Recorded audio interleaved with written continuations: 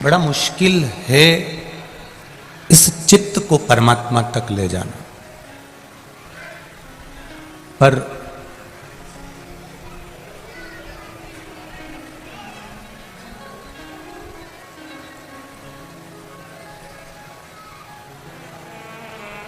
ये चित्त जब परमात्मा के पास में पहुंचता है, ये मन जब भगवान की शरणागति की ओर जाता है, तो जितने कदम आप परमात्मा की ओर बढ़ते हो, उससे 2 कदम ज्यादा परमात्मा आपकी ओर बढ़ता है, आपको अपना बनाने के।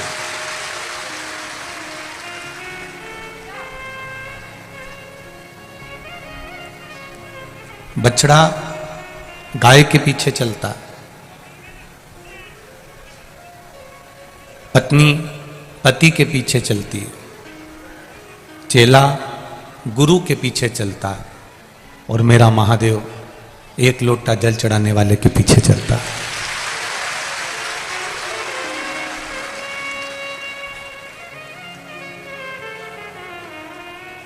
जिस दिन अपनी जिंदगी में आप 1 लोटे जल की महत्वता को जान जाओगे,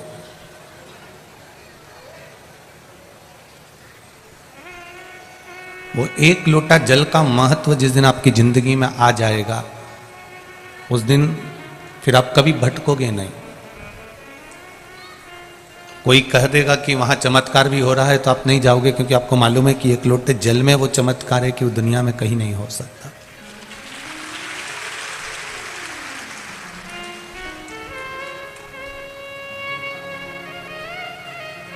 कानपुर वालों को तो बहुत खुशी मनाना चाहिए। कानपुर वालों को तो बड़े आनंद का विषय है कि केवल कई जगह पर गंगा जी के घाट पर कथा होती, हम देखते हैं वहां पर गंगा मैया तो है, पर देवाधिदेव महादेव का कोई ऐसा शिवलिंग नहीं है जो पुरातन समय से जिसकी आराधना हो रही हो, और जो स्वयंभू प्रकट हो। जैसे काशी के विश्वनाथ जी स्वयंभू प्रकट हैं, उज्जैन के महाकाल, केदारेश्वर, सोमेश्वर, भीमाशंकर, मल्लिकार्जुन, त्र्यंबकेश्वर, ऐसे ही कानपुर आने वालों को मैं निवेदन करना चाहूंगा, या कानपुर की धरा वालों से कहना चाहूंगा कि आप किस्मत वाले हो जो आनंदेश्वर आपके बीच में स्वयं विराजमान।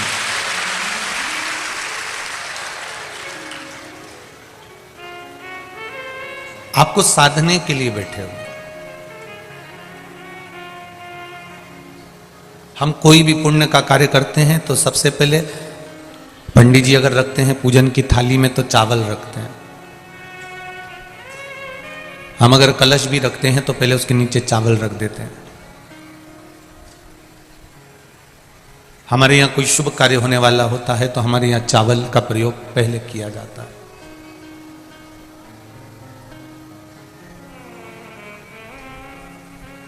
सारी चीजों का प्रयोग बाद में है, पहले चावल का प्रयोग है। अक्षत,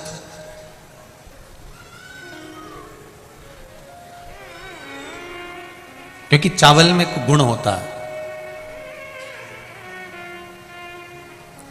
चावल का सबसे बड़ा गुण होता है कि 1 मुट्ठी चावल पकाने पर इतना हो जाता है कि वो आपकी थाली भर देता है। ये चावल का गुण है। उसी तरह चावल पूजा की थाली में, पूजन के स्थान पर, पुण्य के स्थान पर, सत्कर्म की जगह पर, अच्छी जगह पर चावल का प्रयोग इसलिए किया जाता है कि आप उसमें से थोड़ा सा भी अगर दे रहे हो तो उसका फल आपको 1000 गुना प्राप्त होगा। इसलिए उसको अक्षत कहा जाता है, इसलिए उसको अक्षत बोलते हैं। अक्षय है वो, दे दिया उसको। पुण्य, 1 मुट्ठी चावल को हम पकाते हैं तो इतना सारा हो जाता है, उसी तरह पुण्य थोड़ा सा करने पर इतना हो जाता है। हम थोड़ा सा भी कर रहे हैं तो उसका फल हमको मिलता जरूर है।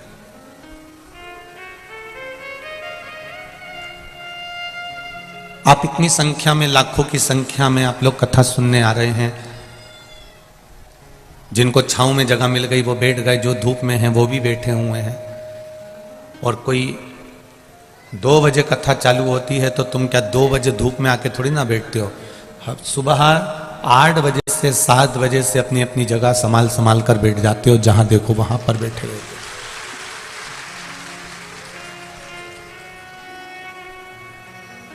शायद कानपुर के लोग कह रहे थे, अभी कल्याणपुर वाले, हम सुबह जब आनंदेश्वर गए तो बता रहे थे, इतना इंतजार तो गुरुजी शायद ही कानपुर वासियों ने किसी कथा का करा होगा जो आपका कथा का। हमारा निवेदन केवल इतना है, आपने सियोर वाले महाराज को समय नहीं दिया है, ना सियोर वाले महाराज की कथा सुनने आए।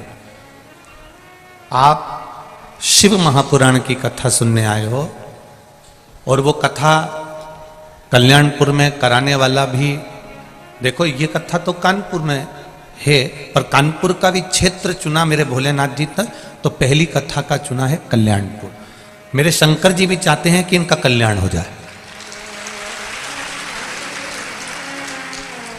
कल्याणपुर क्षेत्र चुना, और ये कथा, ये जितने भी जजमान बने हैं या जितने भी आयोजक समिति है, ये इनके बस की नहीं थी। इनने तो पहले दिन की भीड़ देख के ही हाथ पटक दिए थे। सीधी बात है, जो है वो है।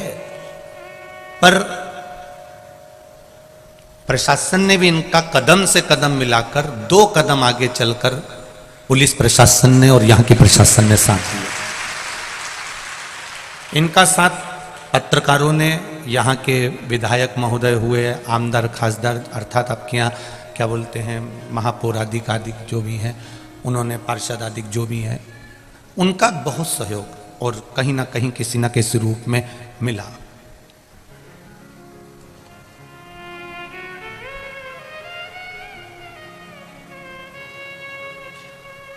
कोई कह रहे थे, गुरुजी हमने तो कुंभ का मेला देखा था और दूसरी बार कानपुर का ये मेला देखा। ये शिव कृपा से मिला, इतना सामर्थ्यता नहीं है। कथा कराने वाला मेरा आनंदेश्वर महादेव था, उसको सुनना थी, इसलिए उन्होंने गंगा जी के घाट पर बैठकर इसको करा दिया, और आप और हमने इसको सुन लिया। कराने वाला कोई दूसरा नहीं है। मीडिया संघ ने इसको पूरा लिख लिख कर जनमानस तक भेज दिया, बहुत दूर दूर तक मीडिया ने इसको पहुंचाया। अपनी कलम का सदुपयोग करा, जो इनको माता सरस्वती ने प्रदान करी है। वो कलम का प्रयोग इन्होंने अपने माध्यम से किया, और उसका सुख संपूर्ण विश्व को मिला।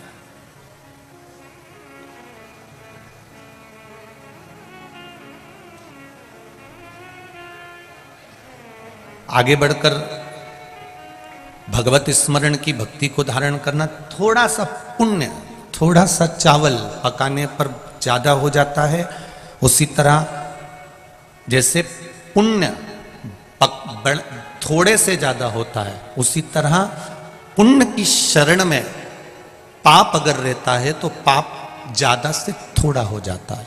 जैसे पालक और मेथी,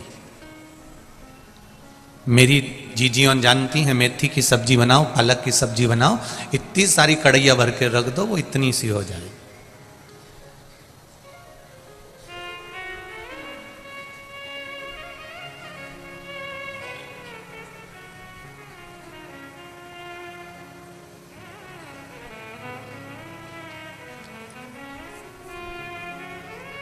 यहां पर ऐसा नियम है कि नहीं मालूम नहीं, पर मारवाड़ियों में ऐसा नियम है। मारवाड़ियों में एक नियम होता है कि जब कोई मरता है, मरने के बाद में जब उठावना होता है, उठावना होने में जो पुरुष होते हैं वो मंदिर जाते हैं। मंदिर से जब वापस आते हैं तो घर की स्त्रियां पालक लेकर खड़ी रहती हैं। अब यहाँ है कि नहीं मालूम नहीं, पर मारवाड़ में ऐसा नियम रहता है। अब वो पुरुष आया, स्त्रियों ने उस पालक को थोड़ा सा दिया। क्यों? उसका कारण क्या होता है? उसका कारण केवल इतना है कि कहीं कोई पाप कर्म अधिकता में रह गया हो तो परमात्मा उसको थोड़ा कर दे, और हमारा जो पुण्य है उसको प्रबल कर दे।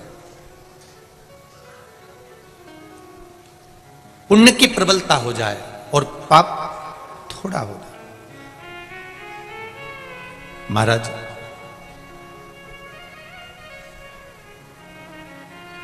गैस के बट्टे पर दूध को तपा रहे हो, थोड़ा तुमको कहीं जाना है और जल्दी है, तो गैस का जो खटका होता है उसको स्लो रखोगे कि तेज रखोगे? बोलो बोलो जरा। तेज रखोगे। क्यों? क्योंकि तुम्हें कहीं जाना है, तुम्हें कहीं पहुंचना है। जब तुम्हें कहीं पहुंचना है तो तुमने वो गैस का जो खटका है, गैस का जो बर्नर है, उसको तेज कर दिया कि दूध जल्दी पक जाएगा और मैं जल्दी चली जाऊंगी।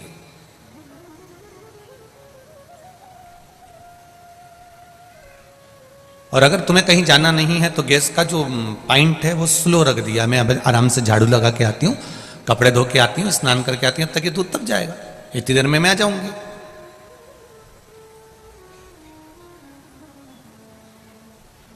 भजन का भी ऐसा ही बल है।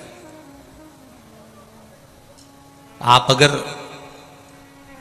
थोड़ा सा भजन का बल बढ़ाओगे, थोड़ा सा भजन का बल तेज कर दोगे, थोड़ा सा भक्ति का बल तेज कर दोगे, तो ये निश्चित है जैसे दूध तप जाता है, उकल जाता है, उफन जाता है, उसी तरह मेरे परमात्मा की कृपा भी उछल जाती है, उफन जाती है और वो आशीर्वाद दे ही देती है।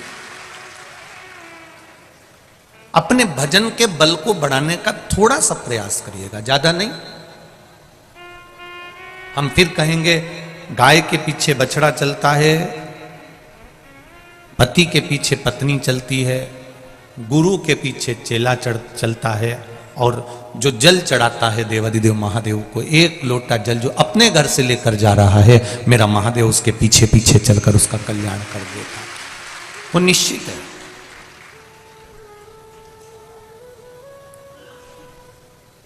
आज कोई कह रहा था गुरुजी ईश्वर तो हमारी सुनता ही नहीं है, भगवान तो हमारी सुनता ही नहीं।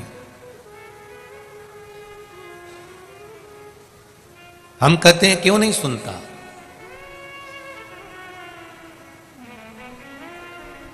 उसका कारण केवल एक है। गुरुजी मैंने 2 घंटे भगवान का भजन करा, मैंने श्री शिवाय नमस्तुभ्यम का जाप करा, मैंने पूजन करी, मैंने अर्चना करी, मैंने आराधना करी, मैंने पाठ करा, मैं शिव जी के रोज मंदिर जाता हूं, रोज अभिषेक करता हूं, रोज अर्चना करता हूं, उसके बाद भी भगवान मेरी क्यों नहीं सुनता?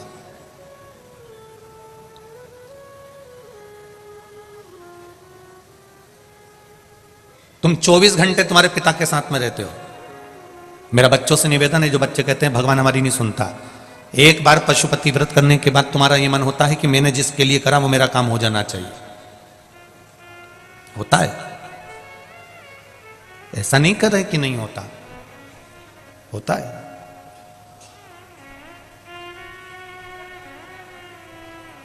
ईश्वर हमारी क्यों नहीं सुन रहा?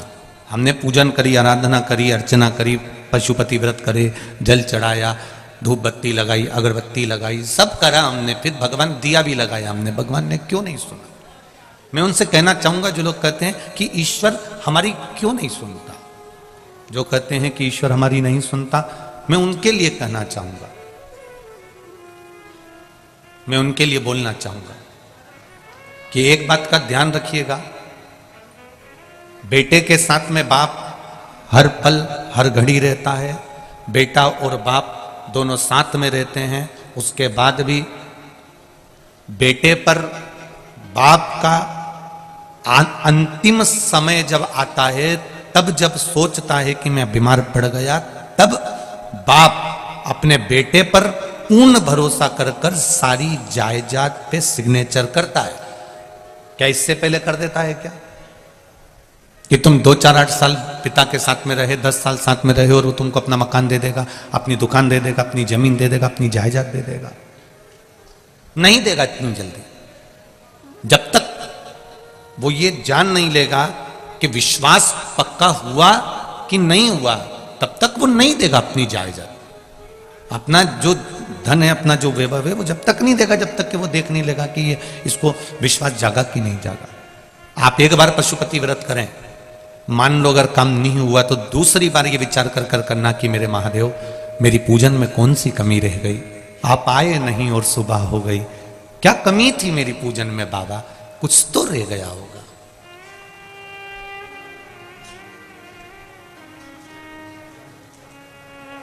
कई लोग कहते हैं गुरुजी हमने बेलपत्री और शहद वाला भी प्रयोग करा, परंतु सबका हुआ हमारा क्यों नहीं हुआ। तो हम उनसे कहना चाहेंगे कुछ ना कुछ त्रुटि तुम्हारी जरूर होगी। तुम परीक्षा देने जा रहे हो, मना नहीं है, खूब पढ़ाई करी है तुमने, खूब अच्छे से पढ़ा है। जिस दिन तुम्हारा एग्जाम है उस दिन तुमने क्या देवाधिदेव महादेव को बेलपत्र चढ़ाई है? नहीं गुरुजी, हमको एग्जाम देने दूर जाना था तो हमने एक दिन पहले चढ़ा दिया। तो हमने भी कह दिया तुमने एक दिन पहले खाया था, फिर उस दिन मत खाना जिस दिन तुम्हारा एग्जाम था।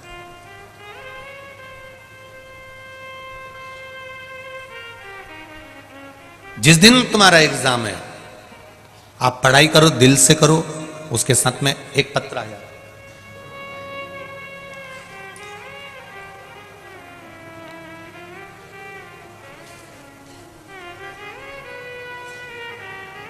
प्रिया मिश्रा, शिक्षिका, LIC अभिकर्ता, पनकी कानपुर से आई हैं। कहीं बैठी हो तो हाथ हिलाइएगा। कहीं बैठी आप ही हैं? ठीक है, दोनों हाथ हिला दो इधर। श्री शिवाय नमस्तुभ्यम। हाँ, दोनों हाथ हिलाओ एक बार। श्री शिवाय नमस्तुभ्यम।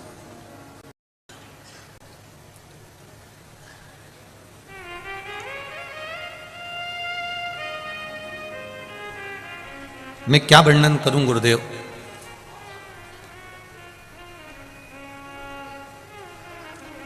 इतना साहस नहीं कि मैं भगवान भोलेनाथ की महिमा का वर्णन कर सकूं।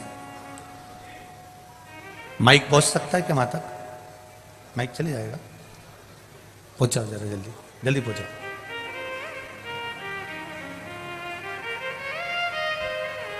कार्यकर्ता एक दूसरे को माइक देते जाओ, पहुंच जाएगा।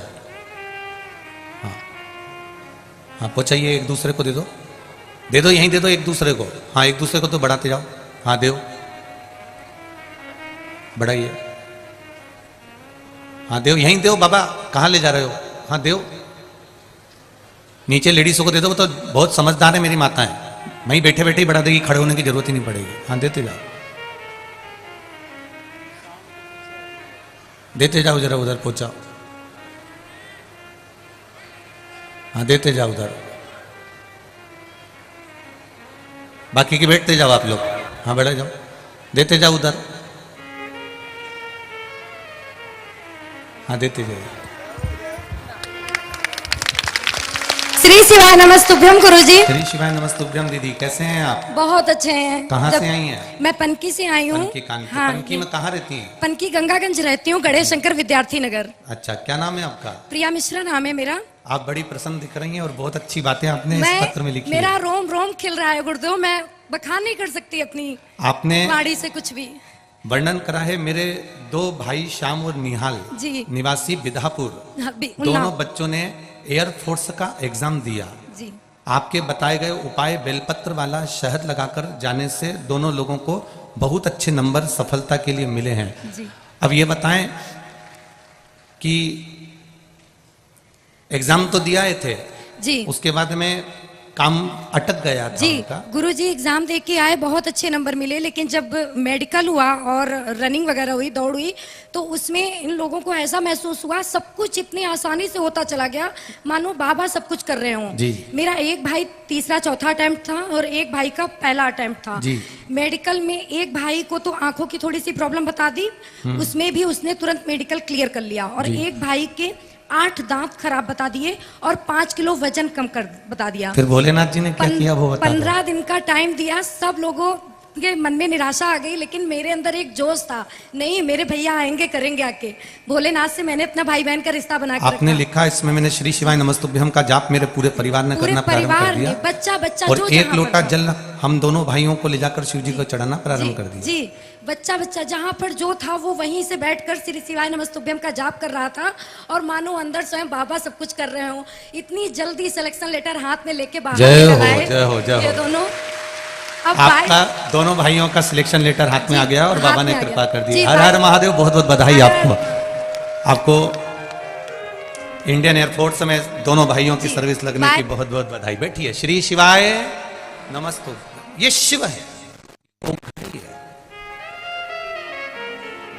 परीक्षा बहुत लेता है। बस आपका दिल, आपका समर्पण, आपका चित्त, आपका मन भगवान में रमना चाहिए। उस बहन ने एग्जाम देने के साथ में विश्वास नहीं तोड़ा। उसने अपने भाइयों से कह दिया था कि तुम चलो। उस पत्र में लिखा है कि मैंने बेलपत्री पर शहद लगाकर शिव जी को चढ़वाया है, तो रिजल्ट तो वो देगा ही। पास भी हो गए, पर ज्वाइनिंग लेटर नहीं है, क्योंकि 5 किलो वजन भी कम है, दांत में कुछ प्रॉब्लम भी है। फिर जल चढ़ाना प्रारंभ करा, फिर शिव मंदिर जाना प्रारंभ करा, फिर श्री शिवाय नमस्तुभ्यम कहना प्रारंभ करा। हम फिर कहेंगे कानपुर वासियों से और संपूर्ण आस्था चैनल पर जितने भी लोग कथा सुन रहे हैं, फेसबुक यूट्यूब पर जितने कथा सुन रहे हैं, एक लोटे जल का महत्व क्या है ये आप जब समझोगे, जब दिल से और विश्वास रखकर चढ़ाओगे, तो आपको समझ में आ जाएगा।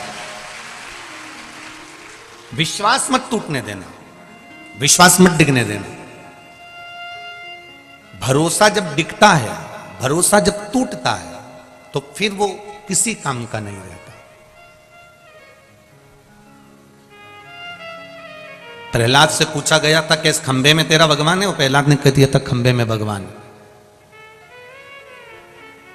ध्रुव जी वन में बैठे हैं और नारद जी पूछ रहे हैं यहां बैठकर भगवान का भजन कर रहे हो, क्या वन में भगवान है? ध्रुव जी ने कह दिया था वन में भगवान है। मीराबाई से कहा था इस जहर के प्याले में भगवान है, हाँ इसमें भी अमृत है। इस सांप में भी परमात्मा है, सांप में भी परमात्मा है। इस शेर में भी परमात्मा है, शेर में भी परमात्मा है।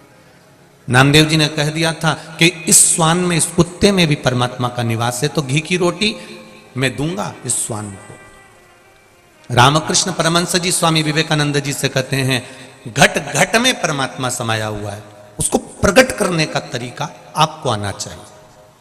आपके शरीर में भी अग्नि है, इसलिए पंच तत्व में जब ये शरीर विलीन होता है तो अग्नि भी अपना शरीर भाग ले जाती है। आप थोड़ी देर हाथ घिसेंगे, अग्नि प्रकट हो जाएगी। बोलो होती कि नहीं होती? हाथ गर्म हो जाता है, और तेज घिसो तो छाला पड़ जाएगा, अग्नि प्रकट हो जाएगी। कपड़ों में भी अग्नि है, पत्थर में भी अग्नि है, लकड़ी में भी अग्नि है। ऐसी कोई वस्तु जिसमें अग्नि का भाव नहीं, बस थोड़ा सा हाथ घिसोगे अग्नि प्रकट हो जाएगी। परमात्मा सब में है, कंकर में शंकर है, हर जगह पर मेरा देवादिदेव महादेव बैठा हुआ है, प्रत्येक जगह पर बैठा हुआ है, उसको प्राप्त करना पड़ेगा। कई लोग हमसे कहते हैं गुरुजी आप तो कहते हो कि शंकर जी के मंदिर जाओ, तुम्हारे घर के पास में जो शिव जी का मंदिर हो वहां जाओ,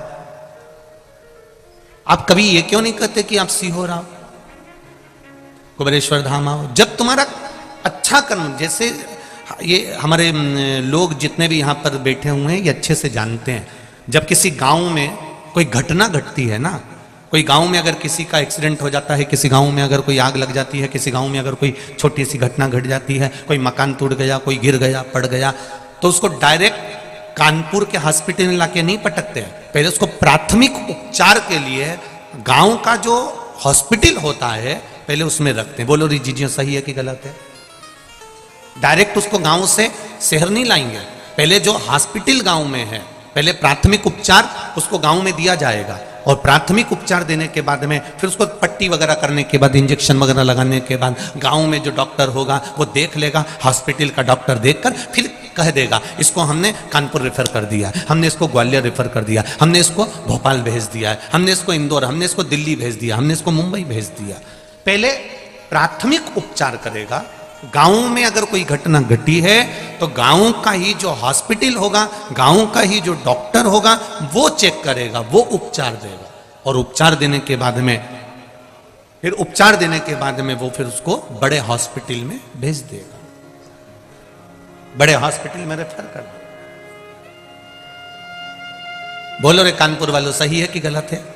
पहले गांव का डॉक्टर उसको देखेगा, प्राथमिक उपचार देगा, फिर उसको बड़े हॉस्पिटल में, फिर बड़े शहर में उसको भेजा जाएगा। उसी के जीवन में दुख आएगा, जब आपके जीवन में तकलीफ आएगी, जब आपके जीवन में कष्ट आएगा, तो आप डायरेक्ट सीहोर दौड़कर नहीं आओगे। पहले आपको आपके नजदीक में जो महादेव का मंदिर है पहले वहां जाओ, पहले उनसे कहो, जब वो पट्टी मल्लम कर दे तब तुम काशी जाओ, तब तुम उज्जैनी जाओ, तब तुम सीहोर आओ। बड़े हॉस्पिटल में जाना है, मना नहीं है, बाद में जाना, पहले थोड़ा प्राथमिक उपचार थोड़ा मिल जाए तुमको, थोड़ा प्राप्त हो जाए तुमको।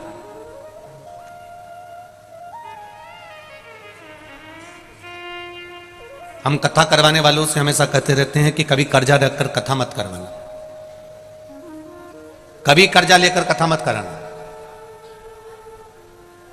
व्यवस्था करना है, तुमसे कोई 25 लाख 50 लाख 100 लाख 1.5 लाख, जो कभी आपके सम्मुख में नहीं कि 25 लाख मांग लियो महाराज ने, 50 लाख मांग लियो कि 40 लाख मांग लियो कि 80 लाख मांग लियो।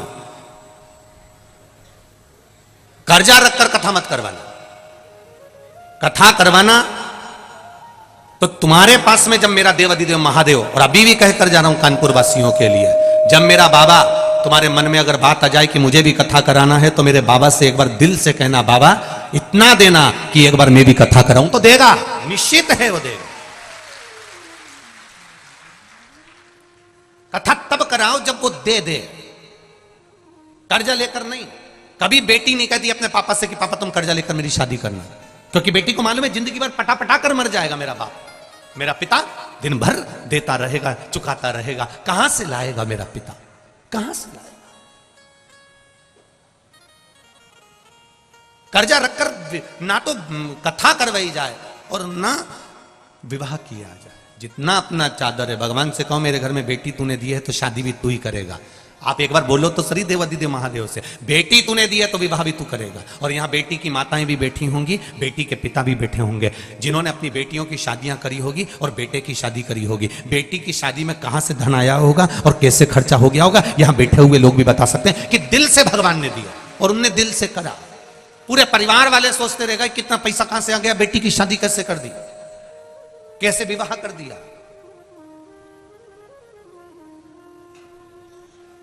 आप उससे कहो, मेरे आनंदेश्वर महादेव से, मेरे विश्वनाथ से, मेरे महाकाल राजा से, मेरे त्रिकालदर्शी, मेरे कैलाशी, मेरे अविनाशी, मेरे कुबेर भंडारी से कहो कि वो दे तुमको और तुम कथा कराओ। हमारे ये जितेंद्र जी शुक्ला जी के साथ के जितने भी मित्र मंडली है, जितने भी जजमान परिवार हैं, वो रोज कहते हैं गुरु जी ऐसी कृपा करो, ऐसी कथा होती रहे। हम तो भगवान से यही प्रार्थना करके जाएंगे कि बाबा आप लोगों को खूब देता रहे और आप ऐसे ही सत्कर्म करते रहे। आज भी यजमान हमको जब लेर कर आए तब बोल रहे थे, कल वाले भी बोल रहे थे, परसों वाले, हमने उनसे एक ही बात कहा, बाबा से विनती करो, बाबा करेगा। उससे बस निवेदन करना हमारा काम है, हम कह सकते हैं बस, इससे ज्यादा कुछ। तेरे मंदिर में आना मेरा काम है और मेरी बिगड़ी बनाना तेरा काम। कोई सम्मुख नहीं आता, अंत समय तक, जन्म से लेकर मृत्यु तक कोई तुम्हारा साथ देने वाला नहीं होगा। माता के गर्भ से जब पैदा होगे तब भी अकेले होगे और मरोगे तब भी अकेले रहोगे, कोई साथ नहीं देगा। जो माँ के गर्भ में तुम्हारा पेट भरेगा, जो माता के स्तन में दूध देगा, वही मरते समय तुम्हें कफन देगा, वही लकड़ी देगा, वही अग्नि देगा, कोई दूसरा नहीं। जब तन में उठेगी ज्वाला, कोई पास न आने वाला। जब तन में उठेगी ज्वाला, अंत समय में चिता पर रख दिया जाएगा, जला दिया जाएगा। परिवार वाले आग लगाकर पीछे हट जाएंगे, कोई तुम्हारे साथ में रात भर नहीं रहेगा। मुर्दा अकेला जलता रहता है, हड्डियां चटकती रहती है, शमशान सूना रहता है, तब कौन तुम्हारा साथ देता है? कोई साथ देने वाला नहीं होता। जो तुमने भगवान का भजन किया है, जो तुमने एक लोटा जल चढ़ाया है, जो तुमने बेलपत्री चढ़ाई है, जो तुमने शिव महापुराण की कथा सुनी है, जो यहां पर सेवा करी है, वो पुण्य तुम्हारा अकेलापन दूर करेगा और शमशान में भी तुम्हारे साथ खड़ा रहेगा। तुम्हारा पुण्य कटने वाला नहीं, पुण्य तुम्हारे सामने रहेगा। जब तन में उठेगी ज्वाला, कोई पास ना आने वाला। हम सब की सुन के पुकार रे, तू नंदी लेकर आजा। मेरे दीन बंधु भगवान रे, हम सब की सुन कर आजा। जब आए मरण का मौका, कहीं हो ना जाए धोखा। मेरी सैया छूटे भोलेनाथ, तो तू नैया लेकर आजा। अंत समय बड़ा विचित्र, कोई नहीं आएगा, कोई नहीं। हमारे बीच में संत महाराज पधारे, एक बार जोरदार ताली बजाकर स्वागत करें आदरणीय संत बाबा जी। संत महाराज जी के लिए जोरदार ताली बजाकर स्वागत करते। अंत समय कोई नहीं आएगा। उस अंत समय में केवल एक, कोई नहीं रहने वाला शमशान में। आग लगाएंगे, सब वापिस आ जाएंगे। घर आते से पड़ोसी के यहां से पूड़ी और सब्जी आ जाएगी, खा जाएंगे। मुर्दा भी पड़ा होगा तो भी अंदर जाके चाय तो निपटा जाएंगे। चाय पीने में कोई मना नहीं करेगा। रात भर मुर्दा पड़ा है तो रात भर कोई नहीं रोता साहब। कौन रोता है रात भर? कोई नहीं। शुरू के 2-3 घंटा जरा दमदारी से रो लेते हैं, क्योंकि दम दिखाना पड़ती है। कि धीरे धीरे धीरे धीरे आंसू पुछ जाते हैं, दीवार से माथा टिक जाता है, पल्लू बड़ा सा। धीरे धीरे धीरे धीरे फिर सब सवेरे का इंतजार होता है। फिर सब चाय वाय पी के फिर वापिस रोने बैठ जाते हैं। फिर जब ले जाने का समय होता है तो जो चाय पी है उसकी एनर्जी से रोना पड़ता है, दमदारी से। फिर अल्लाह अल्लाह के चिल्ला चिल्ला के।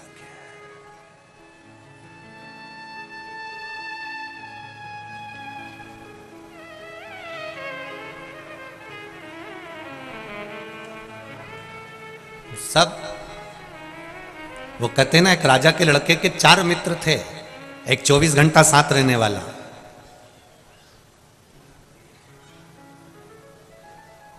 एक 8 घंटा साथ रहने वाला।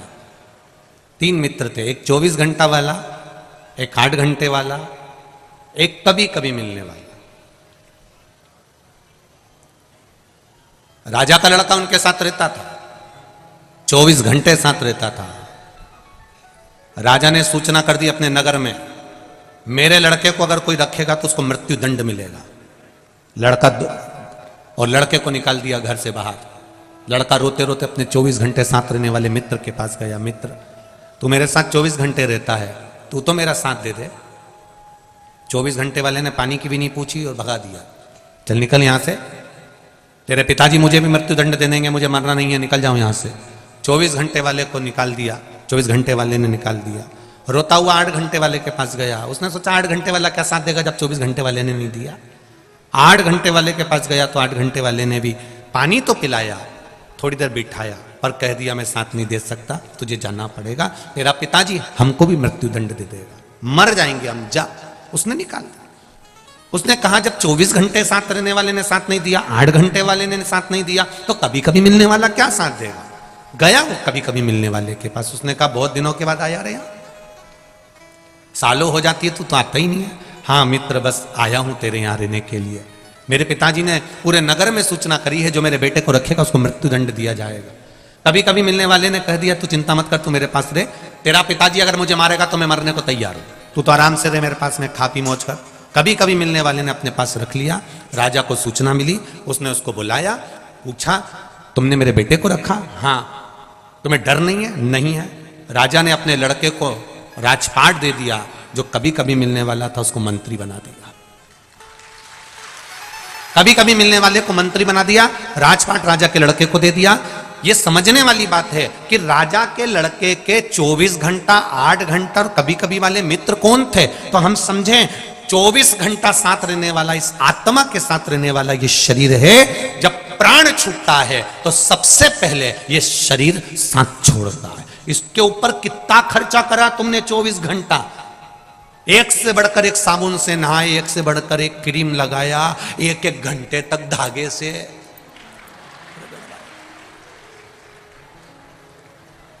सोचो 24 घंटा साथ रहने वाले शरीर पर बादाम, काजू, पिस्ता, इलायची, बादाम, लड्डू, चाउमीन, कहीं डोसा, कहीं इडली, कितना खर्चा करा ये 24 घंटे साथ रहने वाले शरीर पर, कितना खर्च किया। और 24 घंटे साथ रहने वाले शरीर ने सबसे पहले साथ छोड़ा है इस आत्मा का। यह आत्मा का साथ सबसे पहले शरीर छोड़ता है, जिसके ऊपर तुमने करोड़ों रुपए खर्च कर दिए।